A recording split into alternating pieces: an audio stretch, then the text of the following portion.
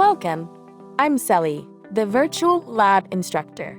You're about to get an exclusive tour of a bioscience laboratory that you typically see at a pharmaceutical company or university. Let's go. Our first stop is the chill zone, equipped with refrigerators and freezers. Think of them as biological time capsules. They can preserve important samples for decades. The liquid nitrogen storage unit keeps biological material at -196 degrees Celsius. The only place on Earth where it gets this cold naturally is at the South Pole. Our next stop is the gadget gallery that houses our analytical equipment. These instruments can separate liquids from solids, make precision measurements, and analyze life at the molecular level.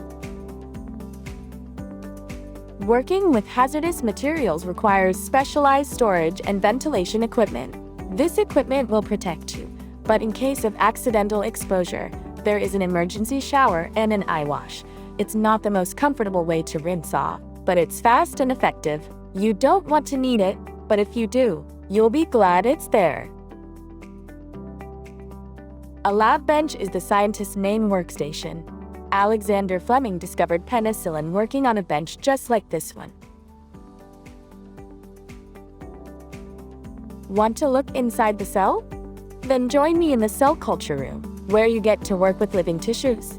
Here you can watch cells grow, observe, manipulate, and analyze their behavior up close. Think of it as a portal into the microscopic world. We're now returning to where we started. Thanks for joining me on this tour through the lab.